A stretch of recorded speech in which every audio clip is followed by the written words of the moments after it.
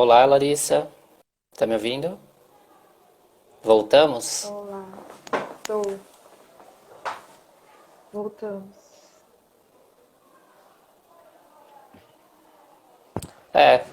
Faz parte, viu? Problemas técnicos. Isso também tem a ver com o que eu estava falando da segregação urbana, né? A internet não é boa para todo mundo também não, viu? Aqui em São Paulo, a gente sofre muito aqui nas periferias, né? Também, né? Por causa de sinal, enfim. Ainda mais agora na pandemia, tá difícil também, né? Tem que ficar controlando muito aqui os dados móveis, enfim, tudo, né? O uso da. Mas fica tranquilo, Larissa. Eu acho que faz parte. É a segunda live que eu participo no Insta, né? E a primeira também teve alguns problemas assim, né? O pessoal tem usado outras ferramentas. Eu também estou aprendendo, né? Eu também sou aprendiz aí de, enfim, ferramentas virtuais, né? Então a gente vai aprendendo aí, fica tranquilo, né? Eu retomo de onde eu estava falando, até onde vocês escutaram, né? Que eu acho que essa é a primeira questão, até onde vocês me ouviram, né?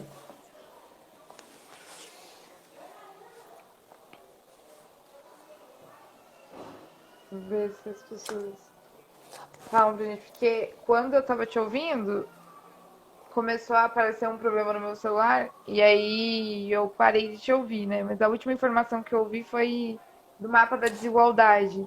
Que você falou da expectativa de vida na favela e não favela, né? Nos bairros que não são favela, né? Que nos bairros que não são favela é de 80 anos e que na favela é Isso, de aí 62. eu estava para entrar justamente com relação ao que a gente chama de segregação residencial, a partir disso também, que eu acho que é muito importante alguns dados que ajudam a entender, né? A gente a interpretar um pouco dessa realidade que é muito complexa, né?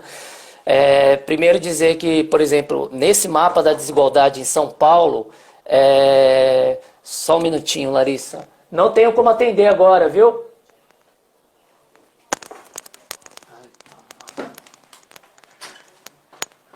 Oi, Solange, eu tô numa live agora, eu não consigo falar, viu? Ela tá no quarto. Vai tocar o interfone. O que que é? O seu interfone. Mas o que que vai tocar? O seu interfone. Ah, ela atende lá. Se for tocar, ela atende. Não. Solange, eu tô numa live agora, eu não consigo parar, tá? Gente, morar na periferia é isso aí. Bom, vamos lá. No mapa da desigualdade da Rede Nossa São Paulo, por exemplo, domicílios com renda entre meio salário mínimo e até 2 salários mínimos, só para vocês terem uma ideia, né?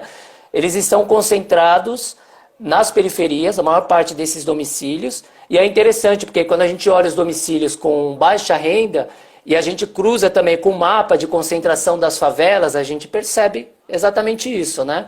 Quer dizer, os extremos da cidade de São Paulo, as periferias, é onde concentra a classe trabalhadora de mais baixa renda, que vive em condições mais precárias, né? Muitas vivem em favelas. Só para vocês terem uma ideia, no distrito de Vila Andrade, eu falei de Paraisópolis, né? Da foto famosa lá do Tuca Vieira, distrito de Vila Andrade, onde está Paraisópolis, por exemplo, é o distrito que concentra em torno de 49,7% dos seus territórios composto por favelas. Quer dizer, quase da metade desse território, desse distrito, é composto por diversas favelas. Então, só para se ter uma ideia, né? Isso a gente percebe em várias cidades brasileiras. Estou falando muito de São Paulo, e não é no sentido de ser São Paulo-cêntrico, né? Mas a gente fala da realidade que a gente conhece também. Mas eu tive, por exemplo, a oportunidade de conhecer Vitória, no Espírito Santo, por exemplo, uma vez que eu fui para uma atividade com o MST, né? E aí a gente percorreu algumas periferias de Vitória. Então percebe, né, que a periferia ela tem essa característica de estar distante, por exemplo, de um centro, e normalmente nesse centro se concentra o quê? As melhores condições de vida, onde se concentram as maiores oportunidades de emprego, onde se concentram também os equipamentos urbanos, como hospitais, né, postos de saúde, etc., casas de cultura, casas de evento, quer dizer, a gente tem uma cidade totalmente desigual, e essa desigualdade, ela expressa as desigualdades da própria sociedade, né? Então, só para se ter uma ideia, né, quando a gente fala de condições de vida, e é uma noção que eu estou trabalhando também na minha tese, né, de doutorado, eu estou chamando de condição socioespacial da classe trabalhadora. Então, o que embasa essa condição socioespacial, né? Primeiro dizer que o espaço ele é produzido e reproduzido, né? Ele é dinâmico, né? Em qualquer sociedade, em qualquer cidade, né? No nosso caso, né, o espaço ele tem algumas características, né? Esse espaço ele é definido pelas condições de trabalho e renda, né? Que elas podem ser variáveis de acordo aí com a profissão, com a função, né? Sobretudo com os ramos de atividades econômicas exercidas aí pelos trabalhadores e também de acordo com a renda desses trabalhadores. A condição de moradia, né? Então, a segregação residencial ela é dada pela distância entre uma habitação mais precária e periférica de um centro, onde se concentram essas maiores oportunidades e melhores condições de vida, né? Então, a distância ela é fundamental para se entender, né? Quando se fala em periferia, está relacionada à distância de determinados centros, né? Aí existem vários centros numa cidade, não existe um único centro, né?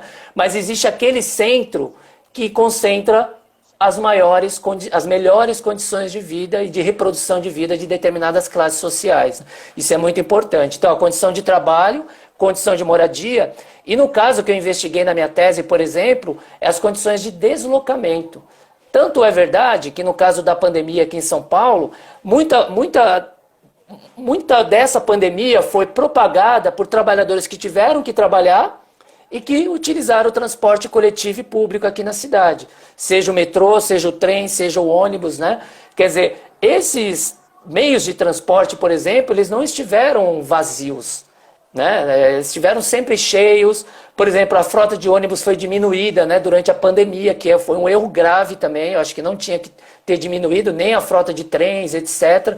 Quer dizer, os trabalhadores estiveram aglomerados, né, numa condição que é uma condição espacial, que é a circulação, o deslocamento, né, estar no transporte é uma condição espacial, né, e que ela é diferente de acordo com a classe que você faz parte, né? Porque a classe média alta vai de carro, não corre muito risco, mas a classe trabalhadora periférica, que muitos não têm carro, depende do transporte coletivo e público, né? Então, só avançando, para trazer mais alguns elementos para a gente poder conversar e debater a partir de algumas questões aí que o público vem a colocar também, né? Acho que é importante destacar, né, que as condições espaciais de trabalho, moradia e deslocamento, elas se articulam como um enlace contraditório das desigualdades urbanas em qualquer cidade brasileira, sobretudo aqui em São Paulo. E essas diferentes condições entre as classes sociais é muito percebida aqui em São Paulo e em outras cidades do Brasil, né? A partir daquela tríplice segregação que eu já destaquei, que é a segregação socioespacial, étnico-racial e urbana que se refere às áreas, né? A periferia, o centro expandido, o subúrbio, etc, etc, né? Então, só para se ter uma ideia, quando a gente fala do transporte, aqui em São Paulo é muito patente, no Rio de Janeiro também é muito forte, acho que em Salvador também, eu pude conhecer Salvador, né? Uma das cidades mais pretas, né, do Brasil, né? Uma maior concentração de uma população negra importante. Aqui a população tem essa ideia, né, de que o transporte lotado faz uma referência ao navio negreiro, né, do passado, né, o navio negreiro que transportou a população africana, que foi escravizada, enfim. Então tem essa memória do transporte, né. Atualmente os trabalhadores têm que se sujeitar a essas condições, né, precárias de transporte, que são condições espaciais, e que elas incidem diretamente nas condições de reprodução dos indivíduos e das classes sociais, né, enfim. Então, só para avançar, para ampliar a ideia ou a noção de periferia, por exemplo, eu propus três noções básicas, né, que eu acho que ajuda a entender a noção de periferia, né? A primeira é a distância das moradias, que é dada pela segregação residencial, a distância das moradias em relação aos centros de empregos, aos centros de educação, por exemplo, universidade, né? Só agora que a gente tem uma universidade federal aqui na Zona Leste, aqui em Itaquera, né, que é o distrito que eu vivo próximo, eu moro aqui na Coab 2, Itaquera, né? E tem a USP Leste, que já foi inaugurada, a Universidade de São Paulo, que foi inaugurada há alguns anos lá na região do Hermelino, né? Então, a periferia sempre foi carente, por exemplo, de universidades públicas, né? Então, as pessoas que conseguem ingressar numa universidade pública tinham que se deslocar para o Butantã, para os outros extremos da cidade, outras regiões e regiões nobres, né? Então, a distância da moradia em relação aos centros de emprego, das universidades e dos serviços urbanos, por exemplo, saúde, né? No caso da pandemia, aqui na região de Itaquera, que tem em torno de 350 mil habitantes, juntando os 4 distritos, né? Temos apenas 2 hospitais públicos. Então isso mostra os efeitos perversos dessa segregação urbana. Quando a gente olha para Moema, quando a gente olha para, por exemplo, Paulista, a região da Paulista, os hospitais estão todos concentrados lá, sejam eles públicos, sejam eles privados. Então esse é um fator de desigualdade tremenda, né, que eu acho que é importante destacar. O segundo ponto, como eu já falei, são as condições de trabalho e de mobilidade urbana, que definem esse deslocamento, né? Que é o que eu vou chamar, por exemplo, na minha tese, de cotidiano da mobilidade perversa. Se os especialistas em mobilidade dizem que a mobilidade urbana ela não pode passar de 45 minutos, né, de deslocamento, que aí já é demais, aqui a gente vê pessoas e muita gente, né, muitos trabalhadores e trabalhadoras, que se deslocam 1h30, 2 horas, 3 horas todos os dias, para ir para voltar do trabalho, né? Então é o que eu chamo de cotidiano da mobilidade perversa, né? Porque o tempo de deslocamento, que é, né, socialmente determinado por essas condições, ele se torna uma extensão da jornada de trabalho. Quer dizer, os trabalhadores têm que encarar jornadas de 8 a 10, 12 horas por dia e 3 horas de deslocamento. Quer dizer, como é que fica as condições de reprodução desses trabalhadores e trabalhadoras? É muito complicado, né? Terceiro ponto, então o primeiro ponto está relacionado à questão do urbano, o segundo a questão do cotidiano, a vida cotidiana das pessoas, e o terceiro são as condições desses espaços vividos e percebidos, né, como lugar da reprodução. Então a periferia, por exemplo, não é só um lugar, como se chamava, os bairros não são só bairros dormitórios, são bairros de vida, onde as pessoas vivem, onde as pessoas se reproduzem, onde as pessoas se relacionam. Então elas têm uma intervenção nesse território, né, nesse espaço, elas produzem esse espaço o tempo todo e têm uma vivência e uma percepção. E elas vão ter também essa percepção no transporte, né, em outros territórios que elas circulam também, né. Então só para ir finalizando a minha fala, né, depois a gente pode conversar um pouco mais. Nas periferias, seja de São Paulo, Rio de Janeiro, Belo Horizonte, em vários outros lugares do Brasil, ou mesmo em Vitória, no Espírito Santo, nas periferias, condições precárias de moradia muitas vezes inviabilizam, no caso, os trabalhadores que tenham contraído a Covid, que eles consigam fazer o isolamento social necessário. Então, só para se ter uma ideia, vários bairros aqui periféricos, favelas, as pessoas estão o tempo todo na rua. E por que elas estão na rua? Acho que não dá para ter só um julgamento moral, né? Acho que tem uma preocupação, a gente sabe que tem um problema de conscientização, mas tem uma condição que é espacial, as casas são pequenas, as famílias são numerosas, né? Só para se ter uma ideia, entre 35% e 40% das moradias em favelas, nas periferias, há mais de 2 pessoas por quartos, né? Então, se uma pessoa contrai a Covid, como ela vai fazer isolamento social na casa dela? Não faz, né? Outro aspecto interessante é que no Itaim Bibi, que é uma área nova aqui da cidade de São Paulo, que está dentro, não passa de 2% das residências que tem mais de 2 pessoas por quarto. Então percebam que as desigualdades urbanas são desigualdades estruturais, mediadas pelas relações de classe, pelas relações étnico-raciais, pelas relações de gênero e por aí vai, né? Então são desigualdades estruturais que criam desigualdades, né, que cada classe vai dar uma resposta, vai encarar de formas diferentes, né? Por exemplo, no caso aí, o enfrentamento à Covid, né? Então, é isso, né? Aqui em São Paulo é muito a ideia nas periferias o É Nós por Nós, né? Tem muitas redes de solidariedade, as pessoas entregando cestas básicas, entregando marmitex. Eu participei de algumas entregas com o pessoal da Gaviões da Fiel, né? Da torcida organizada, enfim, que inclusive eu faço parte também. Enfim, tem movimentos de moradia, movimentos culturais fazendo isso também, entregando equipamentos de proteção também, né? Para os trabalhadores da saúde. Então, acho que isso é muito importante, né? E aí, finalizando, né? Como eu disse, a rua tem sido, a praça, a extensão da casa das pessoas, né? Por isso que as pessoas estão o tempo todo na rua, nas periferias, né? Não é só uma questão de conscientização, olha, tenha que ficar em casa. Às vezes não dá para ficar em casa, né? Então, essa questão da moradia ela é essencial para entender, né? A condição de moradia é essencial para entender o enfrentamento da Covid aí, né? E nisso, né, o contexto grave da pandemia, a gente percebe, né, que a nível de governo federal, que infelizmente, né, o desgoverno federal que aí está, ele extinguiu o Ministério das Cidades. O Ministério das Cidades ele foi criado exatamente para isso, para diminuir as desigualdades urbanas, as desigualdades de moradia, né, e as desigualdades de mobilidade urbana nas cidades. Então, né? E aí, curiosamente, a gente está enfrentando uma pandemia sem uma ação coordenada pelo governo federal, sem ministro da Saúde, né? E aí por aí vai, né? As mortes, infelizmente, acabam sendo consequência de muito descaso, de muito despreparo e de muita, enfim, de muitos interesses escusos aí que a população brasileira precisa desvelar, né? Fundamental, né? E aí, finalizando, então, a minha fala, Larissa, e a gente vai conversando aí mais no grupo, né? Só alguns dados importantes, né? De um levantamento que eu fiz aqui também, né? Quando eu falo das expectativas de vida, né? Versus, por exemplo, a gente tem um mapa aqui na cidade de São Paulo da distribuição dos beneficiários do Bolsa Família. As expectativas de vida, só para se ter uma ideia. Em 2017, no Jardim Paulista, que é uma área nobre de São Paulo, era em torno de 79,4 anos, 79 anos, expectativa de vida, média, né?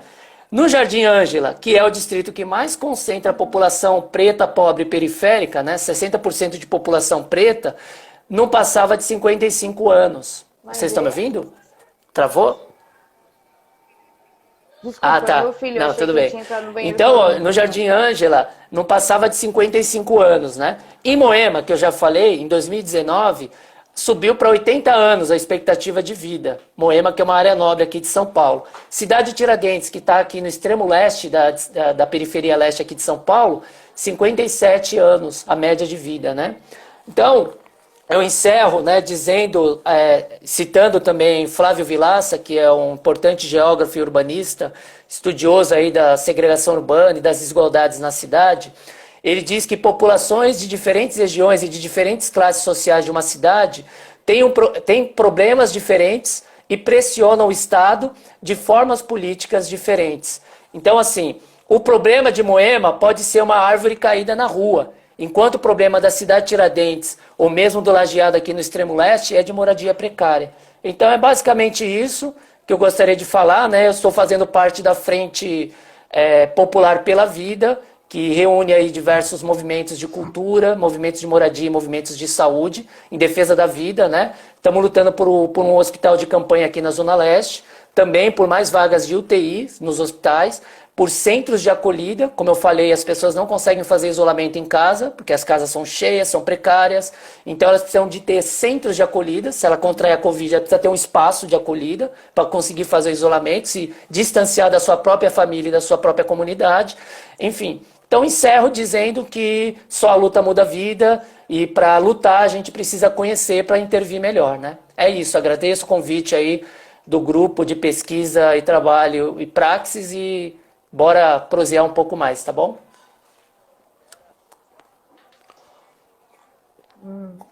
Obrigada, Sandra, pela sua contribuição. Tivemos algumas perguntas. As duas primeiras são da Lívia, as três primeiras, na verdade. Uma é sobre como está a educação na periferia, se as crianças estão acompanhando o ensino remoto. E a terceira é se você pode falar um pouco da organização de luta antifascista da Gaviões, da organização da luta antifascista na Gaviões, né? E aí eu não sei se você vai responder. Tem mais perguntas. Eu faço De todas repente, agora, 3 perguntas, né? A respondo, gente pode fazer um depois eu bloco não- de 3, depois mais 3, pode ser? Então a Lívia Tá fez os bom. 3 primeiros. Bom, Primeiro sobre a bloco. educação, eu não tenho como falar de dados mais gerais, mas assim, eu tenho amigos professores, eu não estou na rede pública, né? Mas a gente conversa com muitos amigos, colegas professores. Tenho as minhas sobrinhas também, que estão aí na faixa de 10 sobrinhos e sobrinhas, 10, 12 anos. Então eu tenho conversado muito com meus irmãos também, as dificuldades que é fazer o EAD, né? A educação à distância, que para mim é uma farsa isso aí, né? Para mim não existe educação à distância, né? Educação é parte da relação, né? E ela precisa ser cotidiana, precisa ser presencial, né? O aprendizado precisa se dar e ser construído coletivamente de maneira presencial. Os meus irmãos têm relatado muita dificuldade. A gente, aqui nessa live mesmo, a dificuldade que a gente teve de acesso à internet. Então, fica imaginando uma criança, sei lá, de 5 anos que vai acessar a internet, sabe?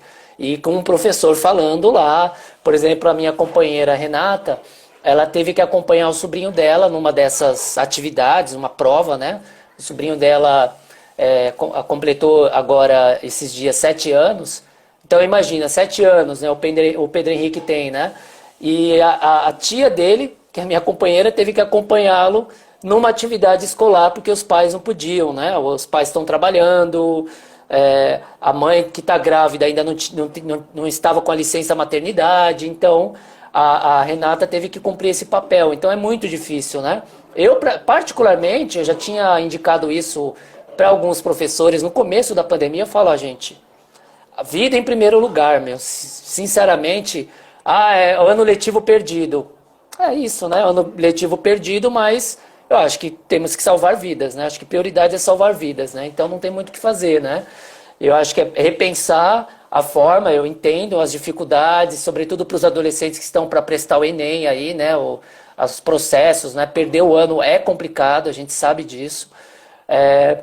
Mas a gente não contava, né, que as consequências da Covid seriam tão drásticas para a gente. A gente imaginava que seria ruim, mas ser tão drástica, né, porque só um comparativo, a Nova Zelândia, eu tenho um primo na Nova Zelândia, né, o David, a primeira-ministra lá, que é uma social-democrata, né, mulher, ela fez tudo, no meu ponto de vista, tudo corretamente, né? Fechou fronteira, isolamento social total, renda emergencial para quem precisa ficar em casa. A pandemia passou em 2 meses, entendeu? Eles conseguiram enfrentar a pandemia. E agora estão retomando as atividades. O Brasil não fez a lição de casa. E não precisa ir muito longe, né? É só olhar para o nosso vizinho a Argentina, né? O presidente da Argentina, ele fechou as fronteiras, enfim, fez também medidas bem radicais. Então, até o momento que a gente está falando aqui, não havia passado de 950 mortes na Argentina, né? Então, só para se ter uma ideia, comparando com o Brasil, que está mais de 50 mil, né? Eu sei que a população do Brasil é muito maior do que a da Argentina, mas é significativo, né? Isso tem a ver com as ações de governo. Sobre a torcida organizada, a gente participou da manifestação que teve na Paulista, chamada Pelas Torcidas, né? Na verdade, não foi um chamamento das torcidas, foi um chamamento de grupos que participam da torcida, grupos que, por exemplo, estão dentro da Gaviões, dentro da Camisa 12, de outras torcidas, de outros clubes, como a Porcomuna do Palmeiras, né, os antifascistas. Então, você tem as antifas, que se organizam de forma diferente, e você tem as torcidas organizadas, né? No ato que teve das torcidas organizadas na Paulista, que as antifas também compareceram, foi muito um chamamento diante de uma situação drástica que a gente está vivendo, né? Muitas mortes pela Covid, um aumento do fascismo, que é crescente na sociedade, esses movimentos bolsonaristas, né, que têm crescido, né, e pessoas pedindo o fechamento do Congresso, o fechamento do STF, volta da ditadura, enfim, que a gente sabe que são pautas não só antidemocráticas, né, mas no nosso entender são pautas fascistas, né, autoritárias, diria mais, né, não só autoritárias, né, mas autocráticas, né, que defendem governos autocráticos, né, governos totalmente autoritários, né, enfim, que não convém, né, eu acho que mesmo numa democracia burguesa que a gente vive, né, com todos os limites que ela tem, Mas a possibilidade de se organizar, né, em sindicato, em movimento popular, é uma das coisas, é uma das conquistas ainda que a gente consegue manter e tem que ser mantido. E mesmo torcida organizada, né? Então, por exemplo, no caso da Gaviões, os membros que chamaram, né, para essa manifestação, eles tinham uma ideia de que, ó, vamos chamar nosso povo, a gente precisa fazer uma ação, não dá para ficar em casa assistindo tudo acontecer e esse movimento autoritário, fascista, de ditadura crescente, né? E a ideia basicamente era provocar o debate, né? No sentido também das pessoas participarem de uma ação política e contribuir com o processo de politização, né? Então, ó, muitos torcedores da Gaviões da Fiel, por exemplo, votaram no Bolsonaro, né? Então esse é o debate que tá colocado na torcida, né? E mesmo o Bolsonaro e alguns de seus senadores, né, do seu partido defendendo fim das torcidas organizadas e etc, né? E por aí vai, né? Então é um processo, né? Um processo que se faz com ações, né? Com ações concretas e ações no cotidiano, né?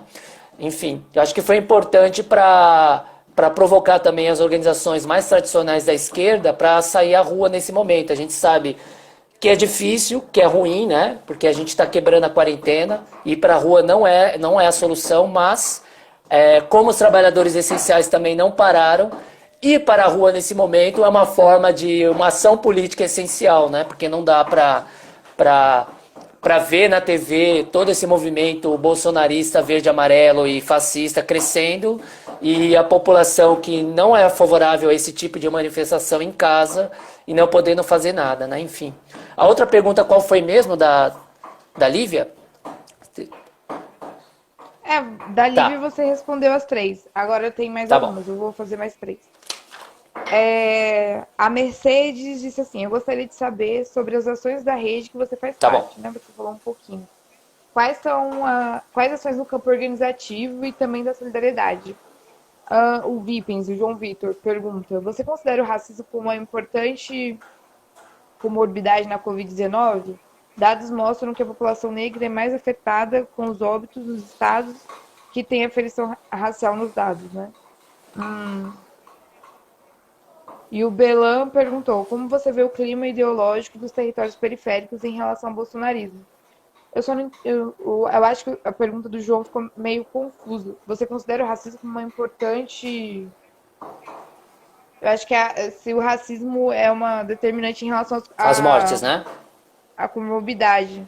Sim, acho que a mortalidade, né? Ao índice de mortalidade. Talvez tenha sido isso a pergunta dele, né? Não sei.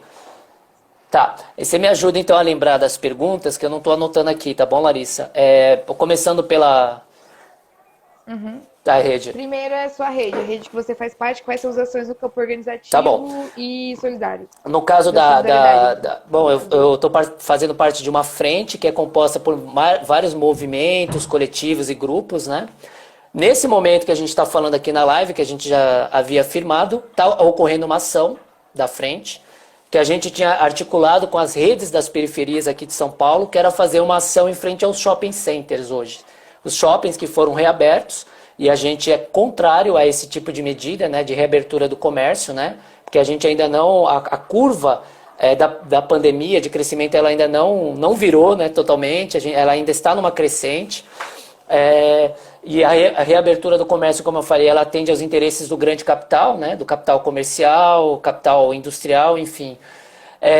Nesse momento está tendo uma ação aqui na região de Itaquera, no shopping Itaquera, em frente à Arena Corinthians também.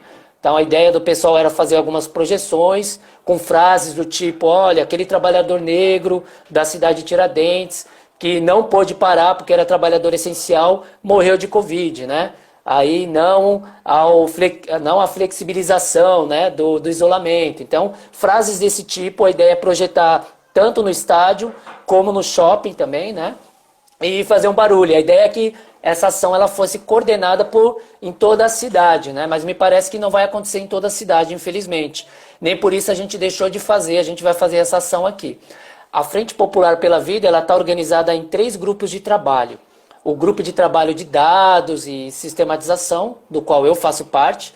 Por isso eu vim com muitos dados aqui, né? A gente está afiado aí com os dados, a gente está pesquisando, porque é só assim que a gente consegue sentar com o secretário da saúde, mostrar, evidenciar, ó, tantos por cento estão morrendo aqui, tantos, né? Então é assim que a gente consegue, com números, né, infelizmente, e a gente sabe que as vidas estão muito além dos números, né?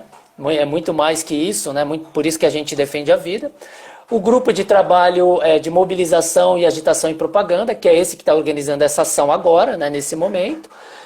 E o grupo de trabalho de comunicação, que tem feito uns flyers, né, tem feito todo um hashtag, umas campanhas, né, de comunicação. Vocês podem acompanhar a gente lá pelo Facebook, a Frente Popular pela Vida, né, tem lá uma paginazinha lá no Facebook.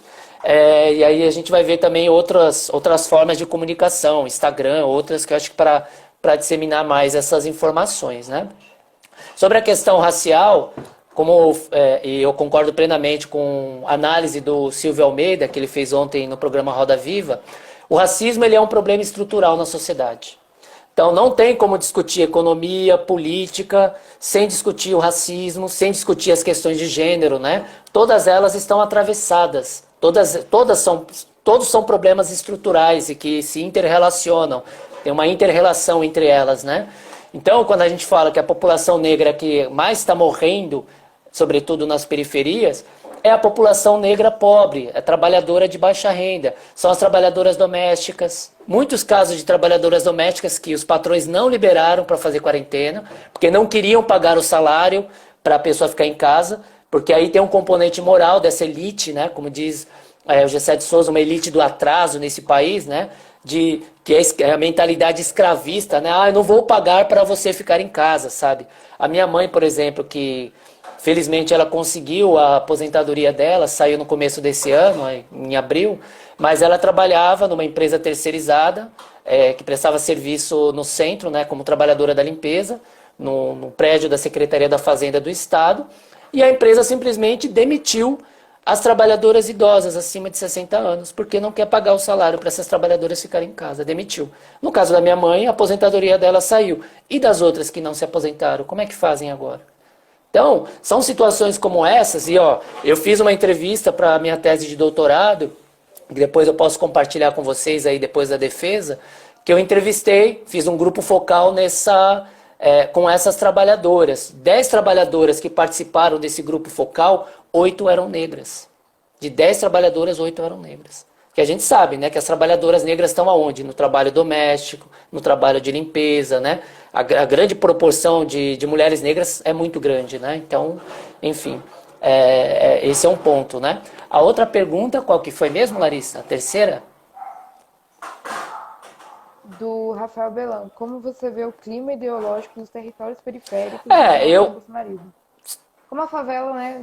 É difícil cravar assim, eu acho que eu vou fazer uma aproximação, né? Primeiro dizer que a população da periferia é uma população ambígua, né? Eu já vi gente falar que votaria no Lula, mas como o Lula não foi candidato, a pessoa votou no Bolsonaro, por exemplo. Então, é uma ambiguidade que está em movimento, né? De acordo com as necessidades, de acordo com a vida ali. Mas a gente sabe que a vitória do Bolsonaro, dessa ala bolsonarista, está relacionada a alguns fatores, né? Eu acho que o primeiro dele, que eu acho que é determinante, foi o crescimento do antipetismo, né? Que é muito forte, e a gente entende até porquê, né? Não dá para negar, né? Enfim, o PT, o Partido dos Trabalhadores, esteve envolvido em vários escândalos aí de corrupção, etc., mas houve uma supervalorização da corrupção como sendo um problema central, e quando o nosso problema central é outro, né? A corrupção ela é um problema da sociedade, mas o problema central na sociedade é a desigualdade. É a desigualdade social, entendeu? A desigualdade racial, sabe? Um país que teve 300 anos de escravidão, sabe? Que a população negra até hoje tem dificuldades de se inserir, né? É aquilo que o José de Souza Martins chama de inclusão perversa, né? As pessoas têm uma inclusão perversa na sociedade, né? Porque o José de Souza Martins, ele problematiza o conceito, a categoria de exclusão social. Ele fala, não existe exclusão social. Assim, fora as populações indígenas, por exemplo, que vivem isoladamente, não têm contato com a nossa sociabilidade aqui, né? Com as nossas cidades, sociedades. Todo mundo que está na cidade, vive numa favela, está na sociedade, não está fora dela, né?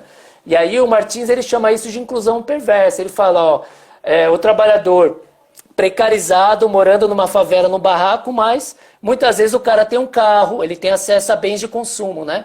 tem um carro, ele tem um celular, por exemplo, né, os bens de consumo. É aquilo que o Frei Beto diferenciou muito bem, né? Bens de consumos de direitos sociais, né? Porque a moradia é um direito social, por exemplo, emprego digno seria um direito social, né? Agora, os bens de consumo estão numa outra categoria, né? Então, enfim. Então, quando a gente vê que uma pessoa está morando no barraco na favela, mas tem celular e tem automóvel, por exemplo, mas isso não quer dizer que as condições de vida dessa pessoa é boa, só porque ela tem um carro, entendeu? E por aí vai, né? Ela teve acesso a alguns bens de consumo, né? Então, só para destacar isso, né? Então, acho que tem uma disputa ideológica forte, né? Tem o antipetismo, que é muito forte. Teve as fake news, que a gente sabe, mas a gente já sabia, mas a CPI das fake news está comprovando cada vez mais o envolvimento. O gabinete do ódio que existe em Brasília, né? Comandado por um dos filhos do presidente Bolsonaro, Carlos Bolsonaro, que é deputado, né, e fica lá o tempo todo em Brasília, e que eles direcionam recursos, né, e já apareceu recursos públicos para a produção de fake news, né, para ataques a adversários políticos, né, e etc, etc. Por exemplo, muitas pessoas votaram no Bolsonaro acreditando que existia, por exemplo, o kit gay, que nunca existiu. Foi uma tentativa aqui em São Paulo, por exemplo, do governo Fernando Haddad de implementar nas escolas, mas o governo recuou na época. Teve muita crítica, muita pressão, sobretudo aí das igrejas evangélicas, né? E o que tinha no kit pela diversidade não era o que falava Exatamente. que tinha naquele kit gay, né? Ninguém tava oferecendo Exatamente. Então, pirotecnia, muita nada gente... disso. O meu tio, por exemplo, que é evangélico, da Assembleia de Deus, ele mandou uma vez no grupo da família um vídeo desse, né? Olha, não dá para votar no PT por causa disso, né? Aí eu falei, ô tio, isso não existe. Tipo, ele propagando uma fake news, sabe? Mandou no nosso grupo. Então, imagine quantos grupos as pessoas não estão, né? E o WhatsApp, por exemplo, é muito difícil controlar, porque é privado, né? Como é que você faz o controle do WhatsApp? Né? Então, o bolsonarismo conseguiu estabelecer um diálogo direto com o seu eleitorado, né? Pelas lives, por essas mensagens, né? E esse eleitorado acaba propagando essas mensagens, né? Infelizmente, e o resultado está aí, né? Enfim, é um governo que não tem projeto, nunca teve, né? Um candidato que agora é presidente, né? E ele tem que ser cobrado por isso, né? A gente tem que avaliar ele agora enquanto presidente, ele já não é mais candidato, né? Mas foi deputado durante 28 anos e nunca fez nada para a população trabalhadora pobre, entendeu? Nunca teve um projeto, sabe? Para resolver problemas, né? Então, não é agora que vai fazer, entendeu? Eles estão articulando, o que mantém esse governo lá são frações, né? Ligado aos bancos, ligado sobretudo ao agronegócio, muito forte, né? Apoiou pesado, né, esse governo que aí está, né?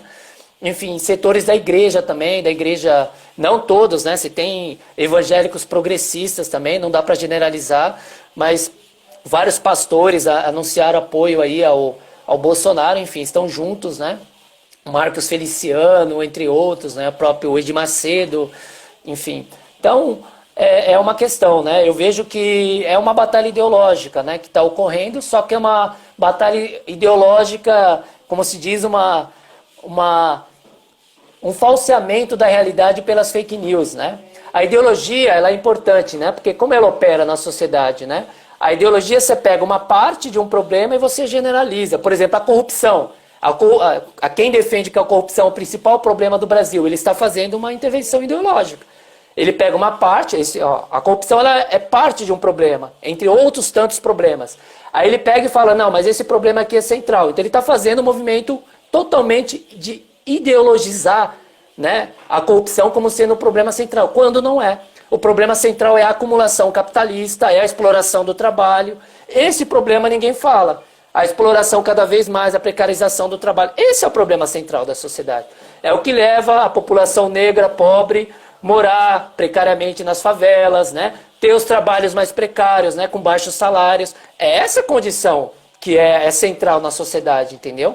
É ela que nos faz entender hoje como as desigualdades pesam no combate a uma pandemia, né? São essas desigualdades que partindo do trabalho, do processo de trabalho e de exploração, que faz a gente entender que ó, esse é o problema central da sociedade. Só que não se debate, né? No nível da política partidária, do Estado, da grande imprensa burguesa, não se fala, né? Aliás, eles nem falam que existem classes, né? Não acreditam na existência de classes. O tempo todo é um indivíduo, né? É o indivíduo liberal, enfim, né? Os pressupostos, né? Do indivíduo que age, né? Nas robsonadas da economia política, tipo Robson Crusoe, que vai para uma ilha e faz tudo sozinho, enfim. Então, é muito problemática essa visão, que é totalmente ideológica, né?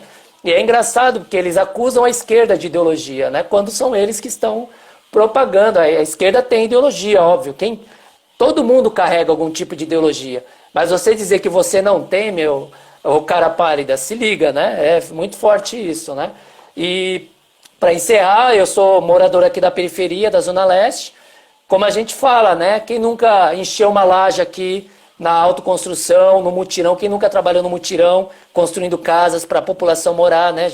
Cada um de nós sabe que isso é processo de luta, né? Então, só quem viveu sabe dessa experiência, né? Cotidianamente. Então é isso, né?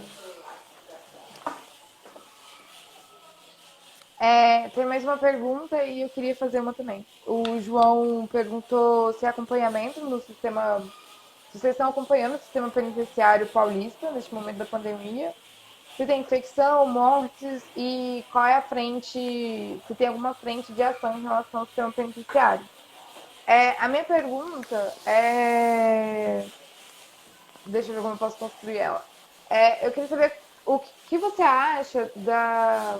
Porque assim, existe toda uma guerra audiovisual feita contra o periférico e a população negra de periferia nos jornais da tarde, né?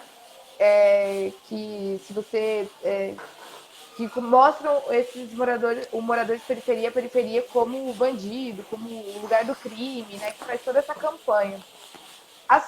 Eu fico pensando hoje, né, nesses últimos tempos eu tenho pensado se um pouco desse giro que a periferia deu em relação em direção ao bolsonarismo também não tem a ver com o fato da esquerda ter deixado isso como pauta menos prioritária, né? A pauta da periferia em relação a encarceramento em massa, né? Você tá com $1 de maconha e você vai preso porque você tá com notas de R$2, então você é o traficante, né? Tipo, todo esse processo que a gente viveu desde quando o Lula assinou, né? Aquelas leis que aumentaram o encarceramento em massa e que parece que a esquerda fechou os olhos nesse período e que a mídia se aproveitou disso para conseguir, né? Já tinha toda uma política de guerra, de imagens em relação ao periférico, mas parece que se intensificou nesse período, com os balanços gerais da vida, né? Eu queria que você comentasse um pouco disso, porque isso me parece que foi, em grande parte fez com que a população de periferia, pelo menos na minha periferia, Santa Cristina, Santo André, onde eu nasci e cresci, eu comecei a perceber que as pessoas tinham uma noção de desumanização de criar o outro como esse inimigo, mas esse inimigo nunca é o que está próximo, mas é alguém de periferia, sabe? E aí ficava confuso. Ei, você tá falando mal do cara que foi preso ali, mas seu primo, seu sobrinho vende do mesmo jeito e você não acha ele um monstro, né? Esse processo de monstrificação do periférico, assim, favelado. Não, acho que é bem isso mesmo, viu, Larissa? Eu acho que sim, né? Acho que dá para atribuir a uma parcela da esquerda essa responsabilidade também pelo crescimento aí do bolsonarismo, né? Eu acho que tem um debate feito, né, um pouco, temos que voltar ao trabalho de base, né? Então, quando se parte dessa fala, né, desse pressuposto, peraí, né? Eu sempre estive na base, né? Sempre morei na periferia, sou filho de trabalhadora doméstica e de filho de operário, entendeu? Viemos aqui morar na Coab 2, quando saiu, né? Enfim, sempre a gente se organizando aqui nos extremos, enfim. Eu fiz parte também durante 7 anos do Movimento Sem Terra, no setor de cultura. Eu acho que teve, sim, não dá para negar, né? Durante os ciclos petistas, sobretudo no governo federal, acho que uma grande parcela da esquerda, sobretudo a esquerda institucional, essa esquerda mais partidarizada, sindicalizada, né? eu acho que, entre aspas, assim, muito entre aspas, ela se acomodou na função de governo, né? E houve um certo distanciamento dos territórios, da chamada base, né? Acho que muitos movimentos ligados ao petismo, né, não deixaram de fazer esse trabalho, né? São alguns movimentos de moradia, né, enfim. Mas mesmo esses movimentos, eles também se institucionalizaram demais. Por exemplo, movimentos que não fazem mais ocupação de terra. Ocupação de terra, no passado e até hoje, né, é um importante momento de formação política das pessoas, dos trabalhadores e trabalhadoras que estão tentando lutar, né, por uma conquista de uma moradia, etc., né? Então, quando você não faz uma ocupação de terra, quer dizer, você vai tentar agora ter um programa Minha Casa e Minha Vida, que foi importante, mas a gente sabe que quando ele foi lançado, na época Dilma era a ministra da Casa Civil, né? Ela ficou muito responsável pela articulação do programa Minha Casa e Minha Vida, em 2009, que ele foi lançado. O programa ele foi lançado como uma política anticíclica, né? Foi uma política para conter a crise financeira que estourou em 2008, entendeu? E é uma política que visava atender alguns interesses, por exemplo, o interesse das construtoras, que estavam com um monte de estoque de terra. Tanto é que 97% dos recursos de Minha Casa e Minha Vida foi direcionado para esse setor, as construtoras, para o grande capital, entendeu? 3%, e eu faço parte de uma assessoria técnica, que é a Usina, sou associado, que é uma assessoria técnica que trabalha com os movimentos de moradia nas periferias, 3% foi direcionado para esse segmento. Cooperativas, associações e movimentos populares. Apenas 3% do recurso Minha Casa e Minha Vida.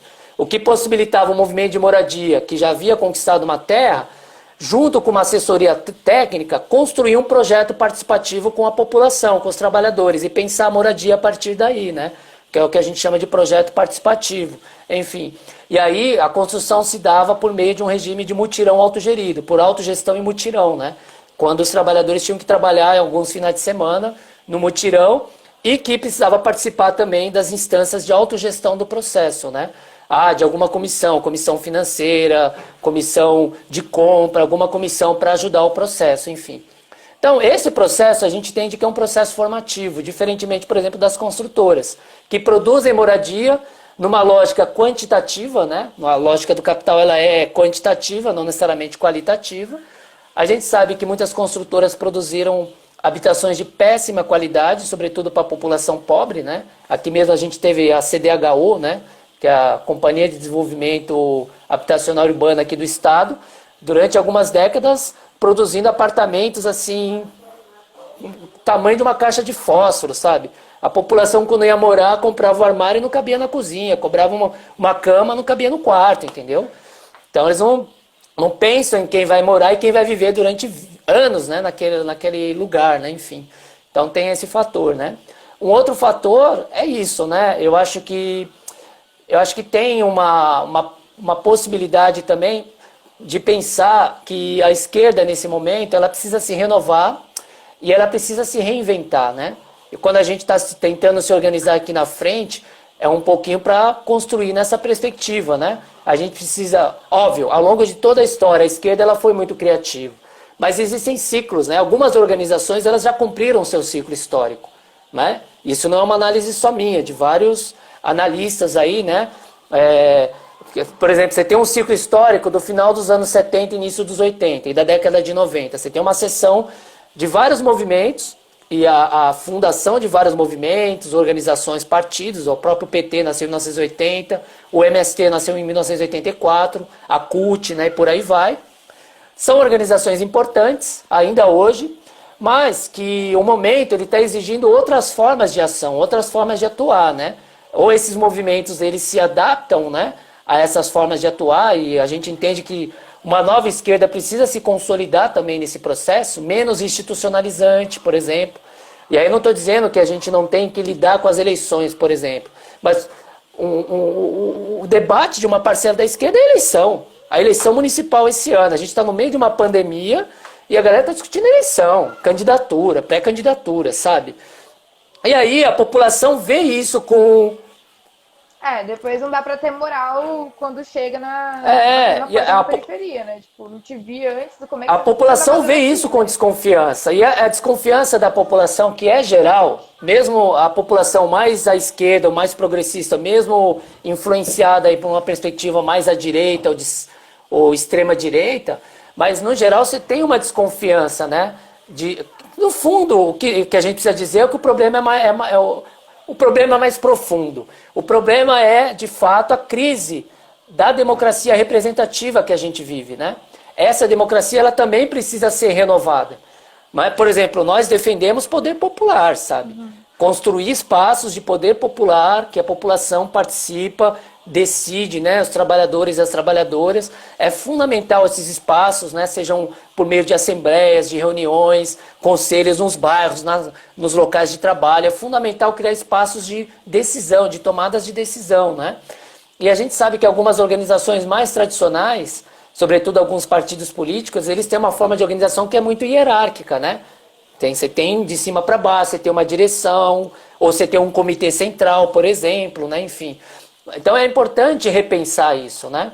É óbvio que em alguns momentos, eu, por exemplo, eu tive a oportunidade de conhecer a experiência zapatista no México. Eu fui 2 vezes para lá, para o México, participei do encontro lá com os zapatistas, né? Em 2016, 17, começo de 17. E a gente viu como os zapatistas estão organizados, né? São as comunidades indígenas, comunidades autônomas, são 27 municípios autônomos ali na região de Chiapas, né? Território que é autogestionado pela população indígena. O Estado ele não entra, o Estado mexicano não entra. Olha que interessante, não tem Estado, mas tem governo. É autogoverno da população organizada. E cada zapatista, por exemplo, participa, né? De alguma instância, de alguma organização, educação, saúde, enfim. E quando eles têm uma necessidade, que tem um exército zapatista, que está a serviço também, né, que é uma guerrilha, né, estão lá para defender os territórios zapatistas, como, por exemplo, no Brasil, os povos indígenas não têm, por exemplo, essa forma de organização, né? Aqui, infelizmente, muitos povoados estão perdendo as terras. Lá não, eles pegarem armas mesmo, fuzil, para que a gente vai defender na bala, que ninguém tira nós. Que lá eles também queriam tirar a população indígena de lá, né? Tanto que tem a ideia do trem Maia, né? O trem que eles querem cortar atravessando o território, e os zapatistas são contra, que é um processo neocolonial, né? De expansão um trem turístico para população que vem da cidade do México, os turistas, né? Para conhecer os territórios Maia. Não, isso não vai chegar aqui não, né? Então eles estão lá defendendo. E aí tem um exército que no momento crítico eles viram vertical, né? Eu acho que esse seria o pulo do gato que 2013 mostrou para nós.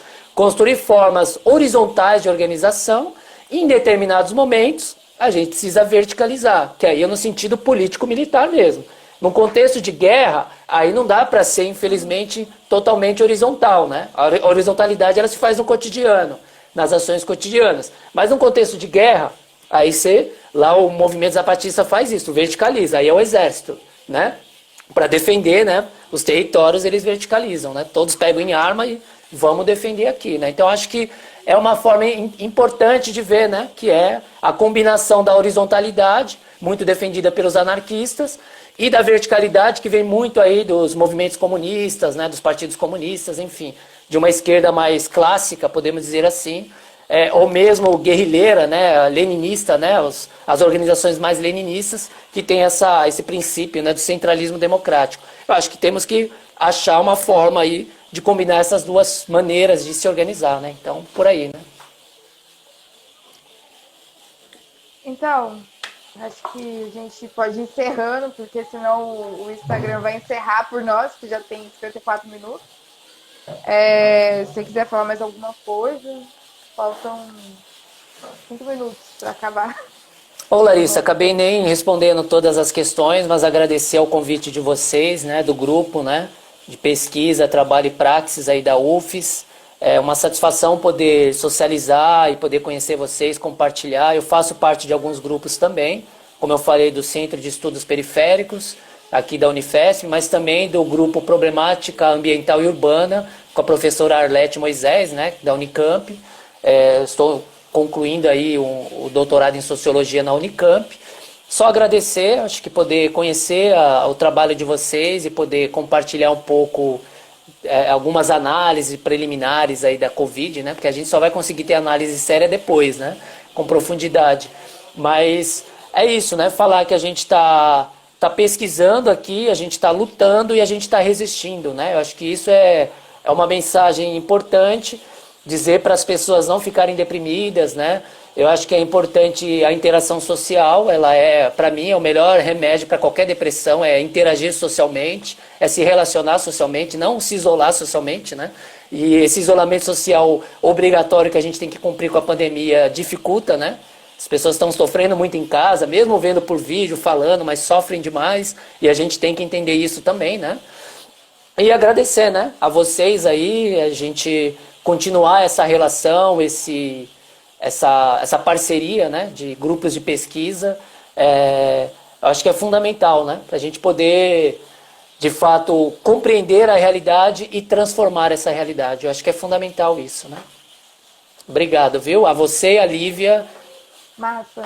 Quero agradecer, Sandro, a paciência comigo, né? Porque foi difícil essa semana. Conseguimos. Mas conseguimos. Fico feliz da gente ter conseguido.